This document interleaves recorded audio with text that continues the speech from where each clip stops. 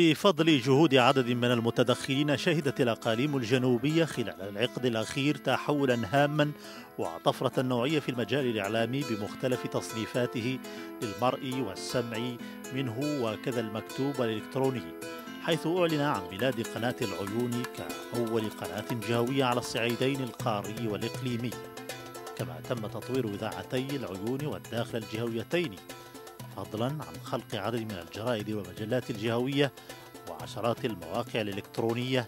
كل هذه المؤسسات والمنابر الإعلامية شكلت فضاء خصبا لاشتغال مئات الأطقم الشابة من صحفيين ومراسلين وتقنيين مهنيين يتزايدون يوما بعد يوم. هذا التطور الكمي وجب مع مرور السنين مواكبته من حيث الكيف، وهو الأمر الذي دفع لخلق إطار تنافسي للمساهمة في تحفيز الممارسين لهذه المهنة لتركيز أكثر على الجودة والإتقان. ومن هذا المنطلق فكر كل من نادي الصحافة بالعيون واللجنة الجهوية لحقوق الإنسان العيون السمارة في تنظيم مسابقة أطلق عليها جائزة الصحراء للصحافة، وذلك كفضاء للتنافس الشريف بين الأعمال التي تعنى بالثقافة الحسانية كمكون أساسي من الهوية الوطنية. اللجنة التحضيرية لهذا الحدث والتي ضمت أعضاء من نادي الصحافة بالعيون واللجنة الجهوية لحقوق الإنسان العيون السمارة كثفت من اجتماعاتها التحضيرية لوضع كافة الترتيبات الكفيلة بإنجاح النسخة الأولى من هذه الجائزة، خصوصا الشق المتعلق بتحديد البرنامج والاتصال بالضيوف وكذا استقبال الأعمال المرشحة لنيل الجوائز. نحن جندنا يعني جميع الطاقات والامكانيات المتوفره لدينا ولإنجاح هذه النسخه الاولى من هذا النشاط.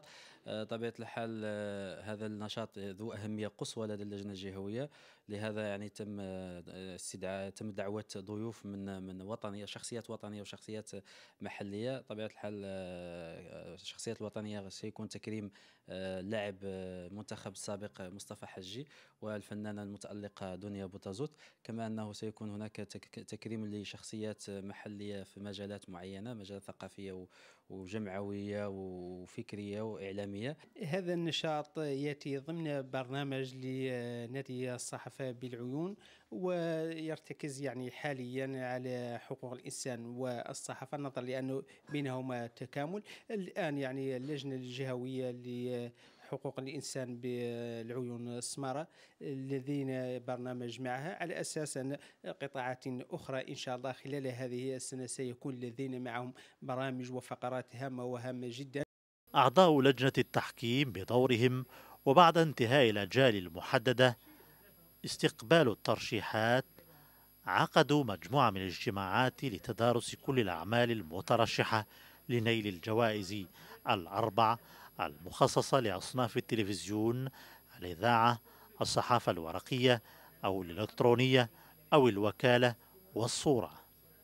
هذه اللجنة التي ضمت 4 أعضاء من الخبراء والمتخصصين في المجال وضعت مجموعة من المعايير والشروط التي على ضوئها سيتم اختيار الأعمال الفائزة والتي لن يعلن عن أصحابها إلا ليلة التتويج.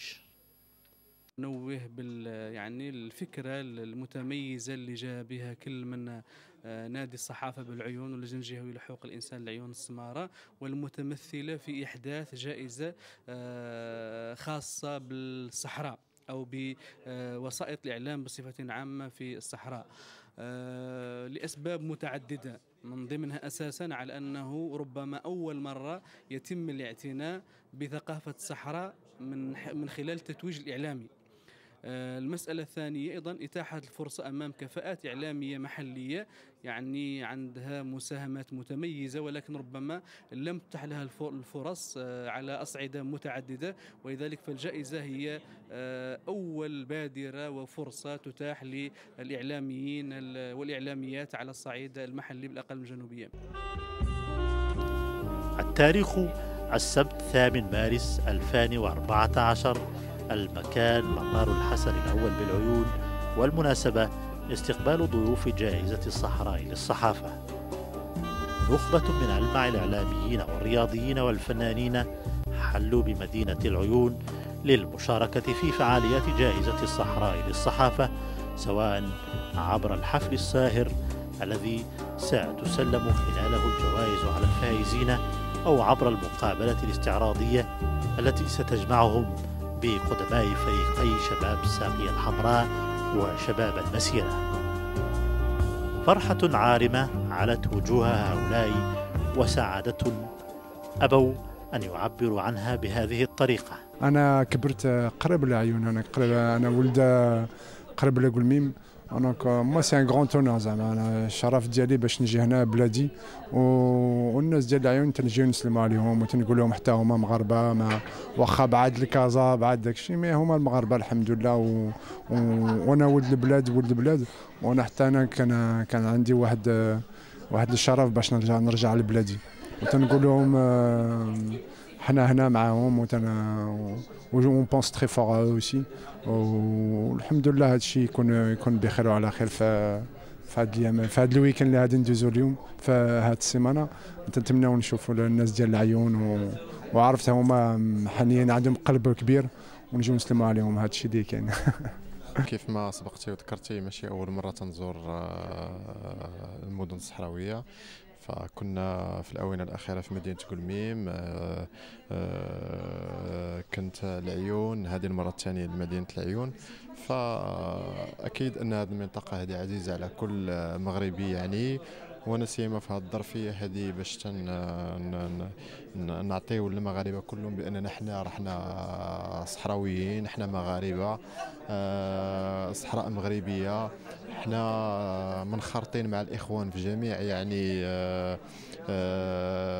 المناسبات، ودائما هذا الدور ديالنا كلاعبين قدامى باننا نخرطوا في المجتمع ونخرطوا في هذه المناسبات هذو. فدائما ملي تكون الدعوه تنلبيو بكل فرح ومن القلب، لان كيف سبقت وذكرت يعني هذه المنطقه هذه خاص دائما يكون المناسبات بكثره باش نبينوا الاخوه ديالنا والتمسك ديالنا بالصحراء. نعم، تتكرر زيارات لهذه المدينة الجميلة والرائعة. نحن اليوم يعني في 8 مارس، وتواجدي بهذه المدينة واحتفاء بالمرأة المغربية وكذلك المرأة الصحراوية، والتهنئة ديالها بمناسبة هذا اليوم العالمي للنساء. ونحن هنا لمد جسور تواصل مع المرأة الصحراوية في يومها العالمي هذا، ومزيدا من التألق للمرأة المغربية والعربية والعالمية. داخل هذا الفضاء الفسيح ووسط هذه الأجواء الاحتفالية، كان هذا الجمع الغفير من الحضور على موعد هذه الليلة مع سهرة إعلامية بامتياز. الفنان سعيد شرادي أتحف كالعادة مسامع الضيوف بمختارات من الموسيقى الحسانية الحالمة. بداية هذا النشاط كانت بكلمة رئيس المجلس الوطني لحقوق الإنسان، لتعقبها كلمة رئيس اللجنة الجهوية لحقوق الإنسان العيون السمارة، لتختتم فقرة الكلمات بكلمة رئيس نادي الصحافة. مبادرة الجائزة يعني مبادرة الجائزة الأولى للصحافة في هذه المنطقة، فكان مباشرة ردنا يعني نعم. ليس هنالك مجتمع ديمقراطي دون كلمة حرة، دون إسهام النساء ورجال الإعلام في نشر ثقافة الحلقسون، في الولوج للمعلومة، في ضمان كذلك النقاش التعددي السلمي يعني العقلاني. إذا مساهمة النساء ورجال الإعلام في هذا المسار، في مسار ترسيخ الديمقراطية في هذا الوطن العزيز، أساسية ومركزية. جائزة الصحراء تأتي في إطار البحث عن تجويد العمل الذي يعنى الثقافة الحسانية في المشهد الإعلامي الرسمي والمستقل، السمعي المرئي والمكتوب والإلكتروني كذلك.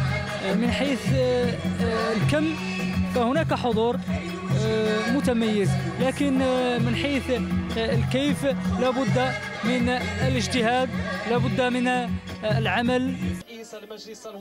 ثاني فقرات هذه الأمسية كانت لحظة الوفاء والعرفان لعطاءات 4 نساء أبدعن وتألقن كل في مجالها، والأمر يتعلق بحياة الدليمي أول مقدمة تلفزيونية بالأقاليم الجنوبية، وأول صحراوية تنتخب كنائبة برلمانية ولفترتين انتدابيتين. خديجة إيلا لاعبة ومسيرة بفريق النادي البلدي لكرة القدم النسوية، الفريق الذي أبهر الجميع عند تتويجه ولثلاث مرات بلقب البطولة الوطنية لكرة القدم. أم الفضل مع العينين شاعرة وأديبة أسهمت في إغناء الساحة الثقافية المحلية بعدد من الأعمال القيمة.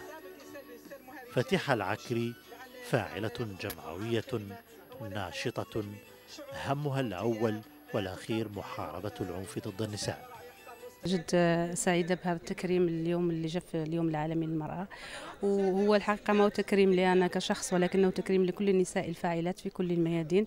نشكر اللجنة الجهوية ونادي الصحافة على هذا التكريم اللي يشمل مجموعة من الفعاليات النسائية اللي أعطت في المجالات الثقافية والرياضية والجمعوية والإعلامية، وهذا أيضا كما قلت هو دائما تكريم للمرأة الصحراوية عموما. بالنسبة لهذا اليوم العالمي للمرأة كان يوم مميز، وكنهنئوا فيه جميع نساء العربيات وجميع نساء الأقاليم الجنوبية بهذا اليوم، ونتمنى إن شاء الله لأنه المرأة الصحراوية على أنها تمشي من الأحسن إلى الأحسن وفي تقدم وفي نجاح.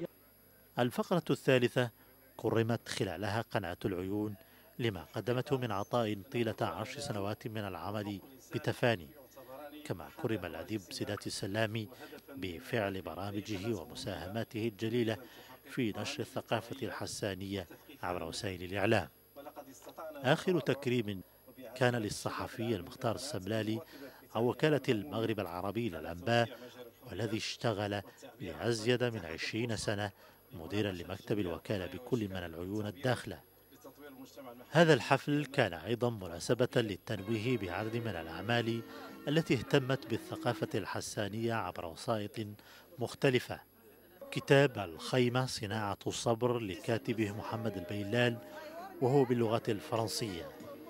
سلسلة عيشة من واجر التي بثت عبر قناة العيون والتي عدت علامة فارقة في مجال الدراما التلفزيونية. كتب المؤلف إبراهيم الحيسن المعروف بغزارات إنتاجاته الفكرية.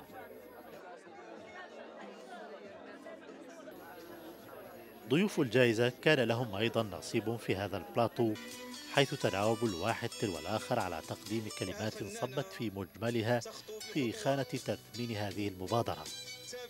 هذه الفقرة التي نشطها حسن الحمادي الصحفي بالقناة الثانية عرفت تكريم لاعب المنتخب الوطني سابقا مصطفى حجي والممثلة المتألقة دنيا بوتازور.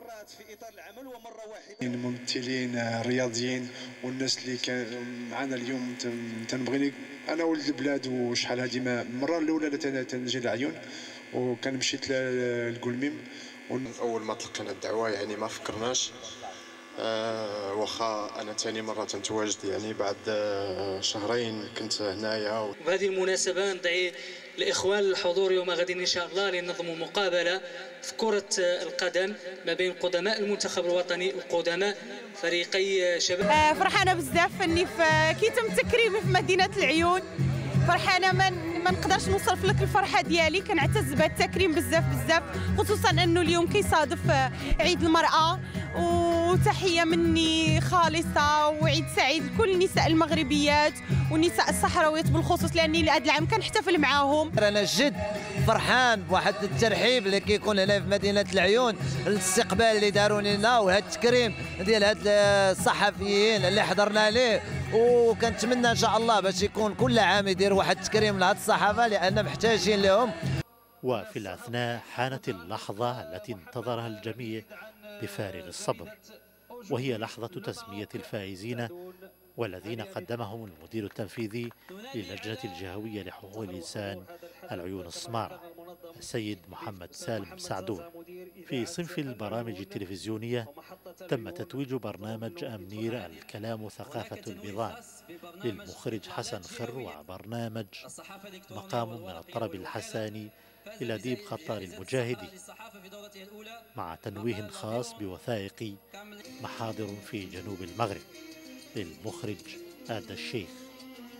أما في صنف البرامج الإذاعية فقد تم تتويج برنامج ملامح من التراث الحساني للدكتور محمد علينا أهل بباها، مع تنويه خاص ببرنامج إطلالات جهوية إذاعة العيون عن موضوع الثقافة الحسانية.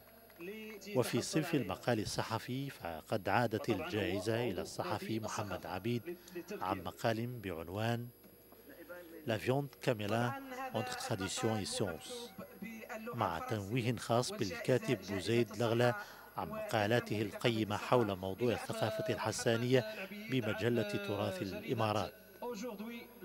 وقد منحت كذلك جائزة تشجيع للصحفية والإعلامية الموقف مغير عن برنامجها تراثك لك، وتنويه خاص بوكالة الجنوب على الدور الذي تقوم به خدمة للثقافة الحسانية في نشر هذه الثقافة وإبرازها.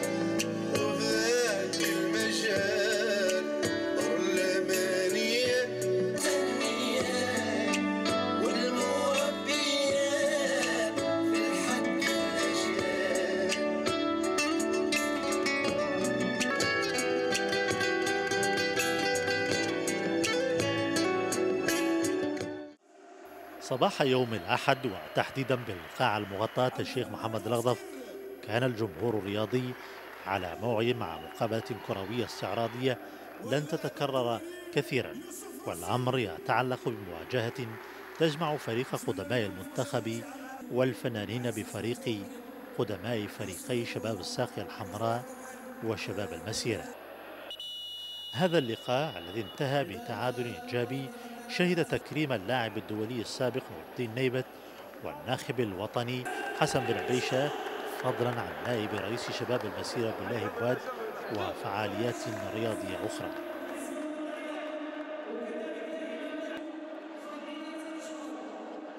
اللي كانت نلعبوا الكرة كان صعيب الحال، ما كانش تيرانات هنا والجو كان قاصح، واليوم وقفنا الكرة والحمد لله عندنا الوقت باش نجي نشوفوا الناس ونشكروهم ونقول لهم شكرا على التشجيع ديالهم، والناس ديال العيون الله يعمر هذا والله لعبتهم صاوي ونتمنوا لهم التوفيق ان شاء الله. بالنسبه لنا حنا الوجود ديالنا هنا وهاد الاجواء هذا كنبغي نشكر كاع الفعاليات اللي نظموا اللي كانت تحت التنظيم هذا، وملي كنشوفوا بحال هاد الشبان هذا فرحانين هذا كنبغيو باش نعاودوا نرجعوا ان شاء الله هنايا، ولكن ان شاء الله نكونوا بواحد المجموعه تكون كامله ان شاء الله. هذا الحدث كان مناسبة لزيارة عدد من المناطق الجميلة بالمدينة. باختتام فعاليات جائزة الصحراء في نسختها الأولى عقد اجتماع تقييمي جمع أعضاء اللجنة التنظيمية الذين أجمعوا على نجاحها مع تسجيل بعض الملاحظات التي سيتم تجنبها مستقبلا، ليعلن من الآن عن بدء التحضير لنسخة ثانية أكثر احترافية ليتواصل التحدي بغية كسب الرهان.